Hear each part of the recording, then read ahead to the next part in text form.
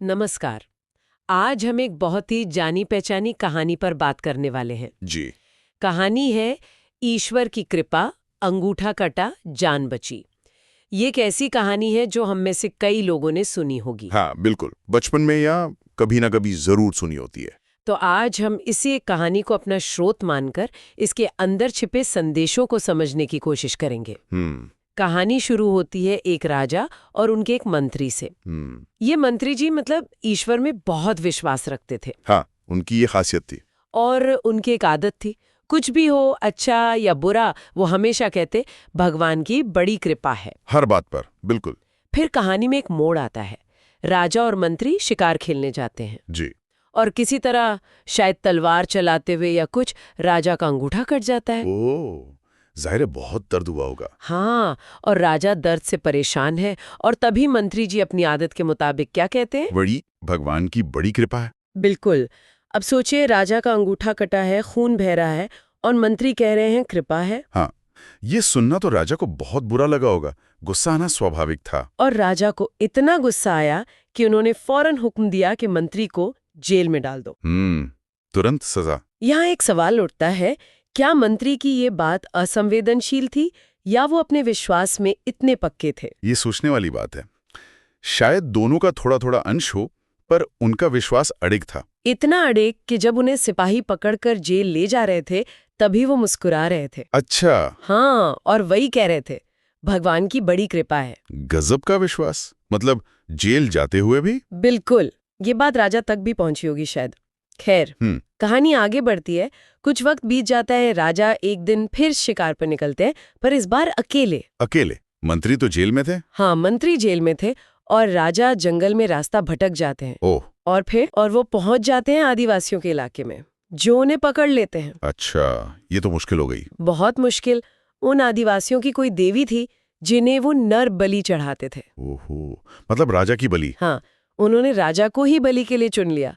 सब तैयारी हो गई, राजा तो बस मौत के मुंह में थे। बिल्कुल, कोई रास्ता नहीं दिख रहा होगा। लेकिन ठीक बलि चढ़ाने से पहले एक आदिवासी की नजर राजा के हाथ पर पड़ी। हाथ पर? हाँ, और उसने देखा कि राजा का अंगूठा तो कटा हुआ है। अच्छा, वो जो पहले कटा था। वही।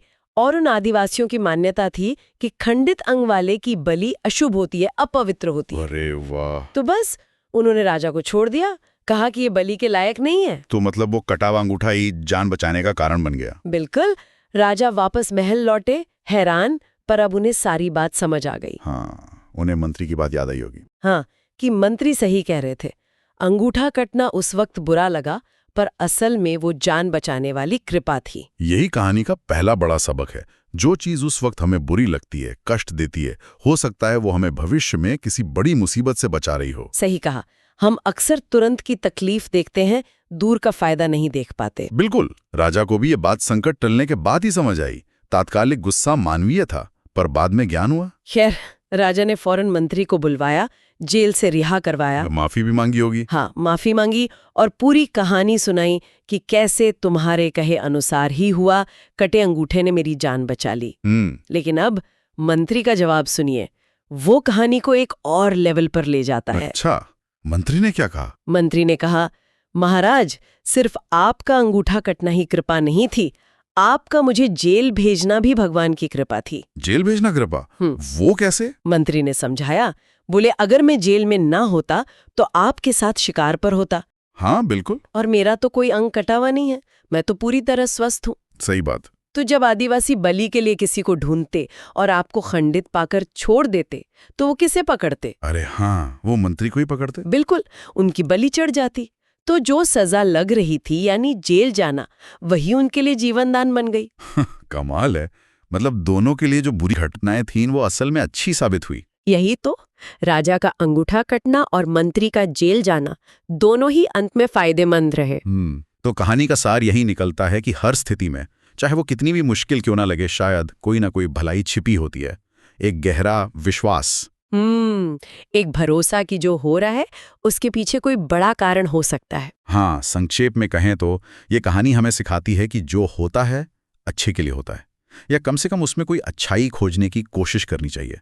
ये मुश्किल समय में भी उम्मीद बनाए रखने में मदद करता है। तो ये कहानी हमें सोचने पर मजबूर करती है ना? बिल्कुल। कि क्या हम अपने जीवन में रोज़मर्रा की जो मुश्किलें आती हैं, जो रुकावटें आती हैं, जो असफलताएं मिलती हैं, उन्हें सिर्फ नकारात्मक रूप में ही देखें या उनमें भी कोई छिपा हुआ सबक, कोई अवसर या जैसे इस कहानी में हुआ कोई अनजाना बचाव ढूंढने की कोशिश करें? बहुत गहरा सवाल है।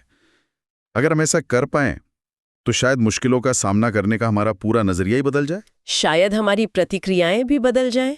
निश्चित रूप से।